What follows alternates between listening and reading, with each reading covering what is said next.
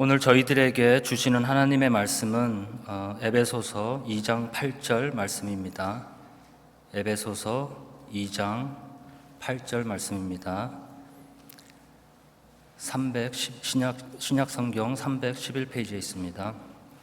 제가 봉독해 드리겠습니다.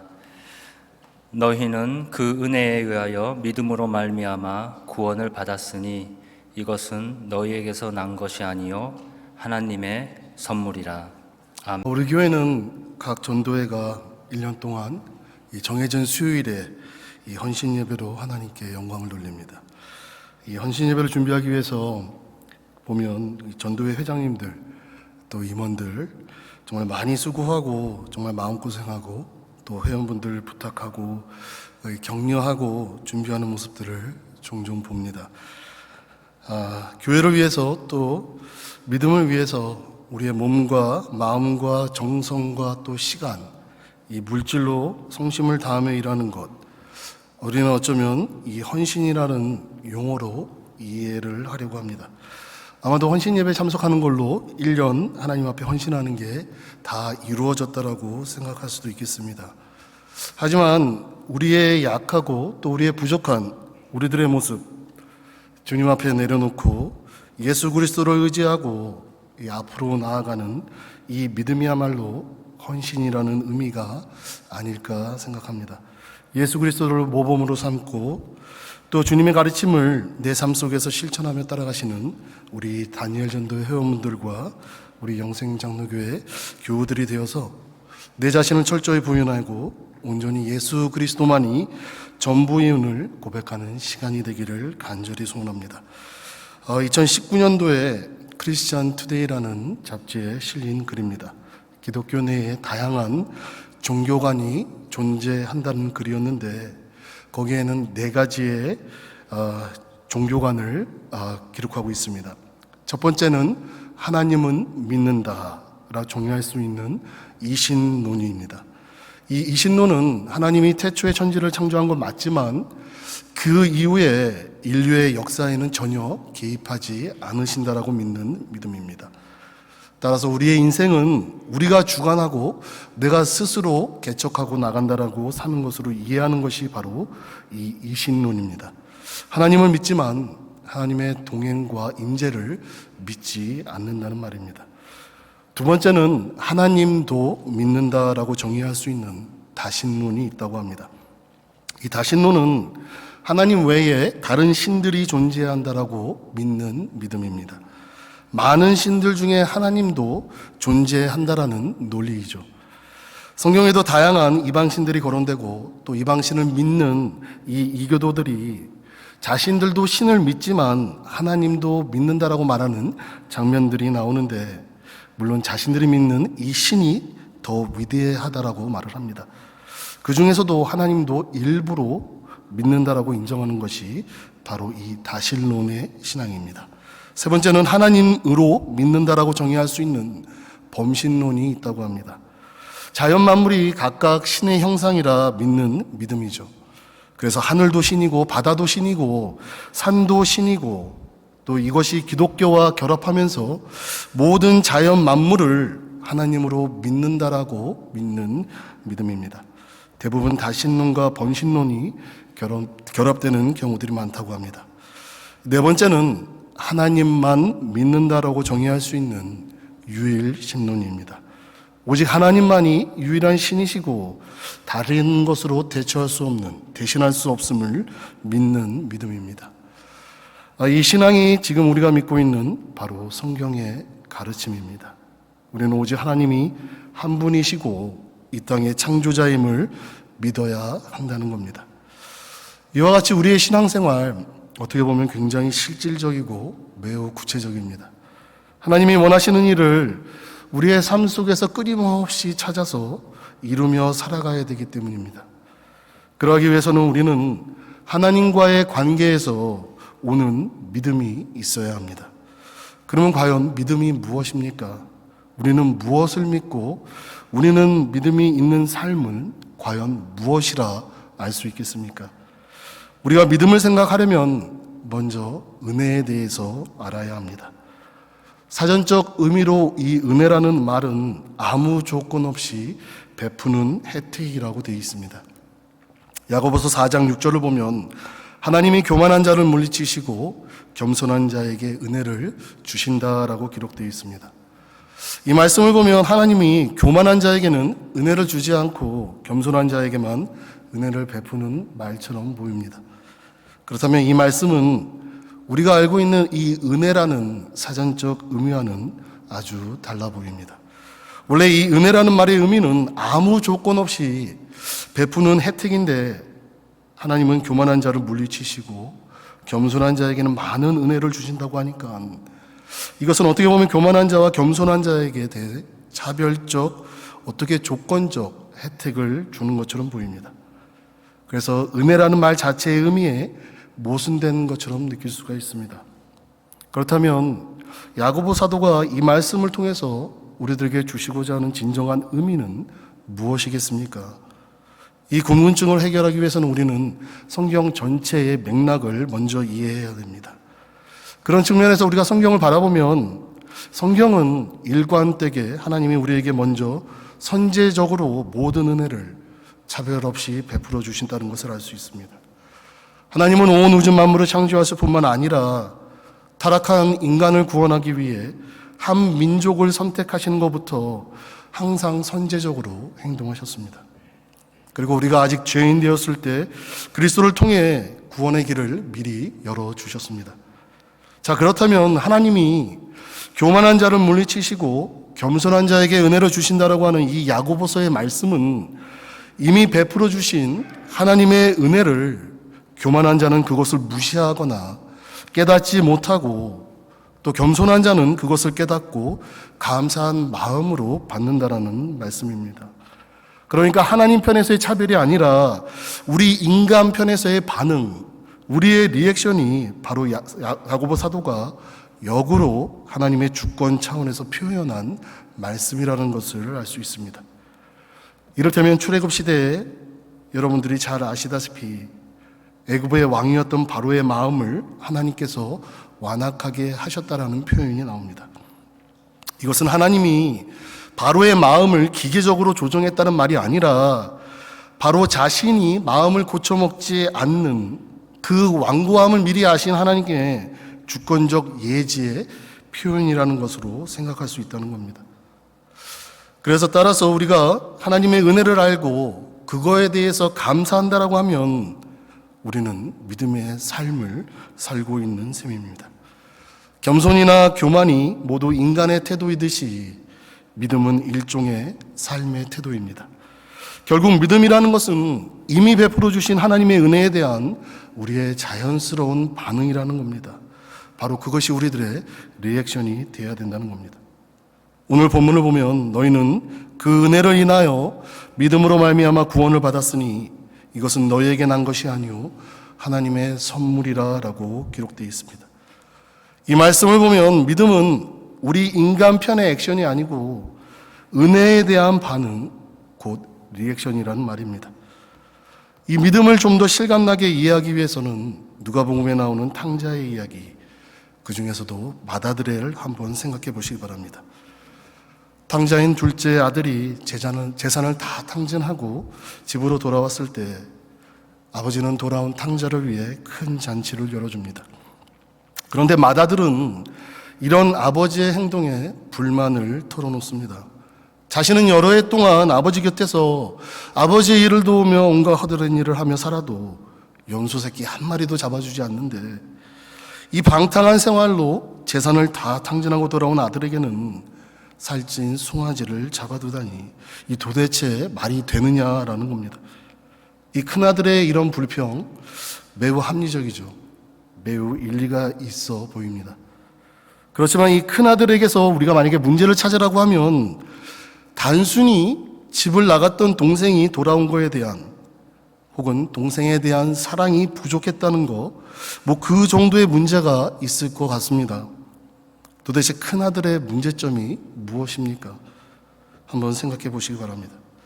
누가복음의 기록을 보면 이 맏아들의 불평 다음에 아버지의 반응이 나옵니다. 이 아버지의 대답 속에 그 답이 있습니다. 아버지는 이렇게 마다들에게 말을 합니다. 누가복음 15장 31절에 보면 너는 항상 나와 함께 있으니 내 것이 다 네 것이로되. 우리는 이 말씀에 주목할 필요가 있습니다. 여기서 마다들의 문제가 드러납니다.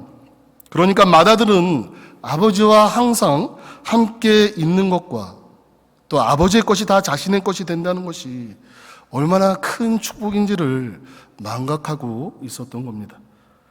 마치 1만 달란트를 탕감받은 사람이 100데나리온 빚진 그 사람을 독촉하는 것과 문맥 쪽에서 동일합니다.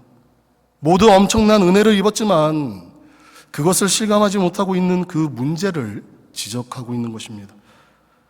그런데 곰곰이 한번 생각해 보면 이것이 단순히 마다들의 만의 문제이겠습니까? 믿음이 무엇일까를 고민하는 바로 우리 모두의 문제이기도 합니다.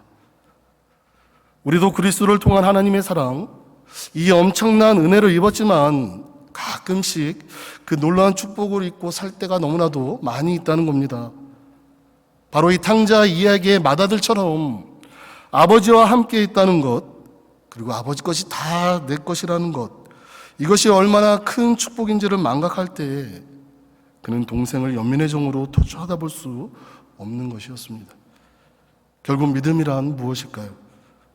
그것은 바로 은혜에 대한 반응입니다. 우리가 은혜에 대한 반응하는 이 언어 표현 가운데 가장 대표적인 것이 이 감사합니다라는 것이 있습니다. 그런 점에서 우리가 영어의 땡큐라는 이 말은 기독교 국가에서 일상적인 표현이 된 것 결코 우연이 아닙니다. 비록 지금은 상투적인 표현이 되긴 했지만, 그런데 불교 전통을 가진 국가에서 자주 사용하는 언어를 들여다보면 이 please라는 말이 있습니다. 베깅을 한다는 거죠. 뭔가를 애걸복걸하고 사정한다는 말입니다. 물론 우리가 사용하는 이 영어의 please라는 말은 우리가 정중한 표현을 할 때 사용하는 말이긴 하지만 기독교는 이런 기복적 표현과는 거리가 멉니다. 그래서 그리스도인들의 언어는 이 please보다 땡큐라는 말이 정체성을 잘 나타내는 말입니다. 하나님이 그리스도를 통해 인간과 임마누엘 동행하시고 또 지금은 성령으로 우리 그리스도인들의 마음속에 임재하십니다. 그리고 하나님의 모든 약속은 그리스도 안에서 이미 모두 예스가 되었으니 이것이 얼마나 큰 축복입니까? 우리는 이러한 사실에 반응하며 살아가고 있습니까? 늘 하나님 앞에 이러한 감사의 마음이 넘쳐나고 있습니까? 결국 믿음은 은혜에 대한 우리들의 반응, 우리들의 리액션이라는 겁니다.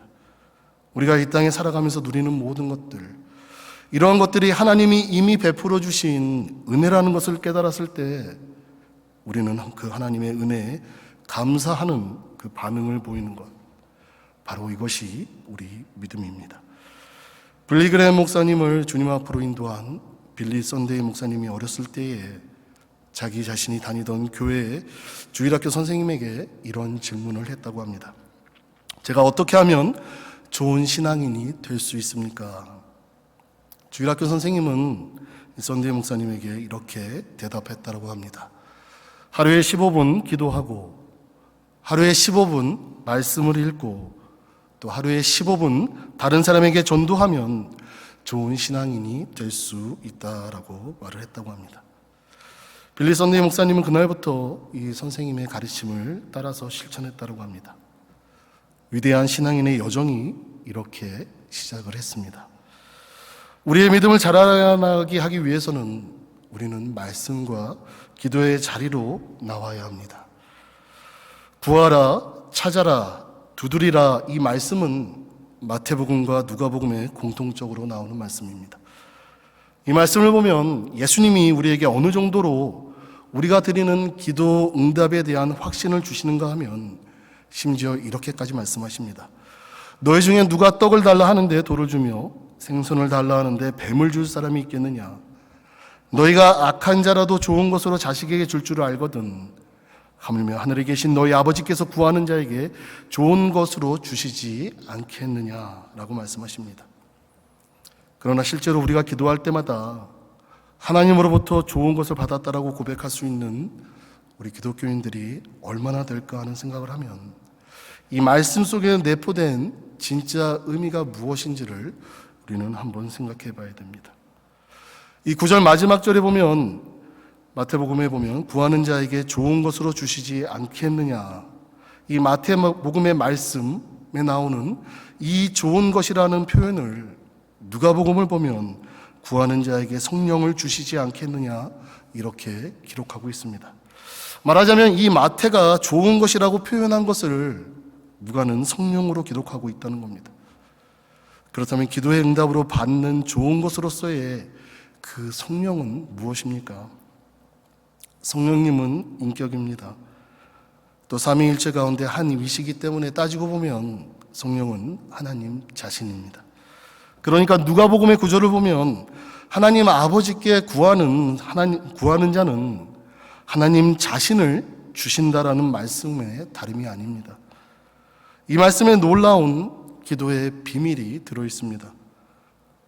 사무엘서 1장에 보면 한나의 기도가 나옵니다. 한나는 자신이 아이를 낳지 못해서 첩인 분인나에게 업신여김을 받는 그 원통함으로 인해 기도의 자리로 나아갑니다. 그런데 기도 중에 갑자기 그녀의 태도가 바뀌었다는 것을 알 수 있는데, 정작 아이를 갖지 못한 것에 대한 원통함은 사라지고 자식을 낳으면 아예 나실인으로 하나님께 바치겠다라는 성원까지 합니다.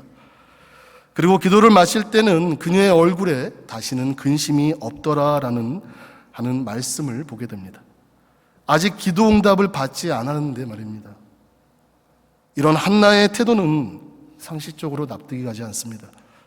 그러나 가만히 살펴보면 그녀는 기도 중에 이미 기도 응답을 받았다라는 것을 알 수 있습니다. 뭔가 하면 그녀는 자신을 술 취한 사람으로 오해한 그 엘리 제사장에게 그녀가 스스로 고백한 말처럼 하나님과 심정을 통했다라는 말을 사무엘상 1장 15절 하반절에 보면 알 수 있습니다. 말하자면 이 한나는 기도 중에 하나님의 마음을 알게 되면서 그녀가 가진 문제를 해결된 것입니다. 그 하나님의 마음이 무엇이었습니까? 우리가 사무엘서 1장만을 보면 알 수는 없지만 이 사무엘서 전체를 보면 보이는 것입니다. 바로 사사기 말기에 그 영적 암흑기, 그러니까 이스라엘 백성이 하나님을 철저히 무시하고 모두 다 자기의 소견대로 행하던 그 때를 지켜보고 계셨던 그 하나님의 비통한 심정을 한나가 기도 중에 깨달았다는 겁니다. 하나님이야말로 이 무너진 시대를 일으킬 한 사람을 찾고 있다라는 바로 그 하나님의 심정을 이 한나는 통했다는 겁니다. 그래서 그녀는 자신의 아이를 낳게 되면 기꺼이 이스라엘을 다시 회복시킬 하나님의 한 인물로 바치겠다라는 그 소원을 하며 나아갔던 겁니다.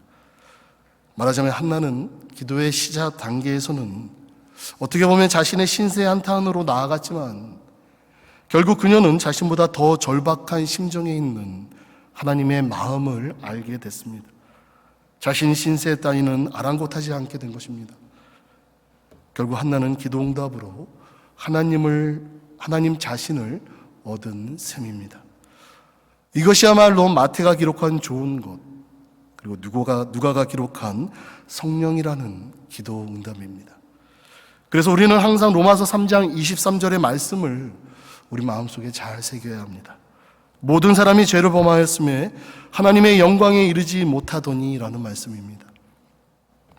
말하자면 우리가 죄를 지으면 그것은 하나님의 영광에 훼손이 온다는 겁니다. 이것을 역으로 말하면 우리가 예수 믿고 죄의 용서 받는다는 것은 하나님을 영광스럽게 한다는 말과 다르지 않습니다.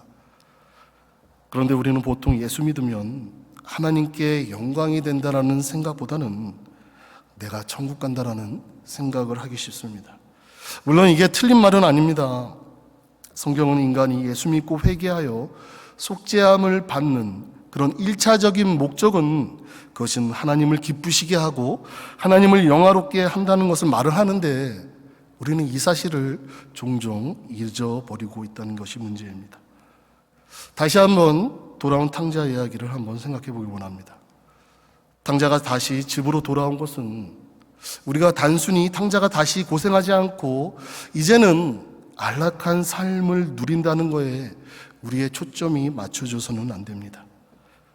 오히려 매일 집 앞을 서성이며 집 나간 아들이 돌아오기를 애타게 기다리는 이 아버지의 마음을 시원하게 풀어드리는 것에 우리의 시선이 집중되어야 됩니다. 바로 이 아버지의 마음을 탕자가 아는 것이 너무나도 중요한 것이고, 한나도 기도 중에 내 자신보다 더 애타게 마음 아파하는 이 하나님의 마음을, 심정을 알아차렸을 때 모든 문제가 해결이 됐습니다. 말하자면 기도응답이란 내가 구한 것의 충족이 1차적인 목적이 아니라 하나님 아버지의 마음을 얻는 것이 더 중요하다는 의미에서 볼 때, 누가가 말한 구하는 자에게 성령을 주시지 않겠느냐 하는 이 말씀은 기도응답에 대한 정말 진정한 확신을 주는 그런 말씀일 뿐만 아니라 우리의 믿음의 본질이 어디에 근간을 둬야 되는지를 알려줍니다. 우리 그리스도인들이 일반적으로 예수 믿으면 천국 간다라는 믿음을 가지고 있지만, 예수님은 정작 너희가 어린아이 같지 않으면 천국에 합당하지 않다라는 말씀을 하십니다. 이 말씀은 어린아이에게는 엄마 아빠라는 이 존재 자체가 그들의 모든 것이 된다라는 의미를 깔고 있습니다. 만약 어떤 어린 자녀들에게 돈 많은 부잣집 양자로 가는 것과 부족하고 가난하지만 친엄마 아빠 슬하에 사는 것을 선택하라고 하면 아마도 그 아이는 친부모를 선택할 공산이 큽니다. 그렇지 않겠습니까? 그런데 사춘기가 지나 나이가 든 경우에는 가난에 찌든 삶보다 내 자신의 안락을 위해서 부잣집에 양자로 들어가는 것을 선택할지도 모릅니다. 그게 자신의 욕구에 더 부합되기 때문입니다. 그러나 내 자신의 욕구보다 친엄마 아빠가 더 좋다라는 그 마음이 우선이면 불편을 감수하더라도, 부족함을 감수하더라도, 가난을 감사하더라도 부잣집으로 가는 것을 선택하지 않을 겁니다. 마치 한나가 기도 시작 단계에서는 자신의 아이를 갖고 싶어하는 그 욕구를 충족하고자 했겠지만, 기도 중에 하나님의 마음을 깨달았을 때는 더 이상 자신의 욕구가 아니라 하나님의 바램을 충족하는 것을 그녀의 기쁨으로 여긴 것과 같은 것입니다. 결국 우리의 믿음 생활에는 하나님이 어떤 분인가에 대한 우리의 이해가 매우 중요하다는 것을 알 수 있습니다. 물론 우리는 예수 믿고 구원을 얻습니다. 그런데 미숙한 신앙은 늘 내 자신의 욕구에 내 자신이 주인이 되어서 내 스스로 액션을 하며 행동하며 하는 것에 매여 있는 신앙인이 된다는 겁니다. 발전이 없다는 겁니다. 마치 한 달란트 받은 그 종이 그 달란트를 땅에 묻어두는 그런 어리석음을 범하는 것처럼 된다는 겁니다. 그런데 그 종이 왜 그렇게 됐는지 아십니까? 그는 주인의 마음을 오해했기 때문입니다. 그는 주인이 엄한 사람인 줄 알았다는 겁니다. 바로 그 오해가 자신의 달란트를 땅에 파묻어두고 아무런 진보가 없는 그런 삶을 살았던 겁니다. 그러나 주인의 마음을 알고 있었던 5달란트를 받은 종과 2달란트를 받은 종, 정말 성실하게 일해서 그 2배를 남겼지 않았습니까? 우리 믿는 사람들도 마찬가지입니다. 우리가 흔히 하는 오해는 하나님은 전지전능하신 분이시기 때문에 뭐 하나 아쉬울 게 없을 것이라는 생각, 그리고 하나님은 항상 나를 감시하는 분이시라는 그런 두려움 같은 것, 이런 오해들이 우리들에게 있다는 겁니다. 물론 하나님은 전지전능하신 분이시고 또 나의 마음을 속속히 아시는 유일한 분이시는 건 맞습니다. 그러나 하나님은 마치 탕자를 애타게 기다리는 그 아버지의 심정을 가진 분과 같다는 것을 우리가 만약에 이해한다라고 하면, 또 우리가 죄를 짓거나 하나님을 무시할 때 하나님은 우리를 벌 주려고 벼르시는 분이 아니시고 하나님 자신을 외면하는 자신의 자녀에 대한 이 안타까움으로 마음이 무너져 내리고 있다는 사실을 우리가 깨닫는다라고 하면 아마도 그러면 우리의 믿음은 아주 질적으로 달라질 것입니다. 이제 말씀을 맺겠습니다. 혹 지금도 예수 믿는 의미를 잘 모르겠다라는 분들이 있습니까? 내가 예수를 믿지만 왜 내 형편은 나아지는 것 없이 항상 똑같지라고는 그런 한탄하는 분들이 계십니까? 그리고 지금도 예수 믿는 나에게 왜 이런 시련을 주는지 하는 원망 속에 휩싸인 분들이 계십니까? 아니면 이만큼 하면 됐지 뭘 더해라는 분들이 있습니까? 혹은 욥처럼 의인에게 주는 고통, 의인에게 고통을 주시는 이유가 무엇인지 그 이유를 모르는 분들이 있습니까? 그렇다면 우리는 생각의 전환이 필요합니다.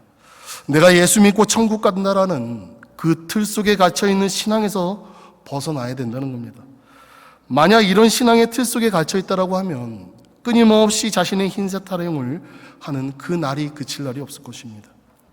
오히려 지금 나의 신세 타령을 정말 안타깝게 바라보시는 하나님에게로 우리의 시선을 돌려야 합니다.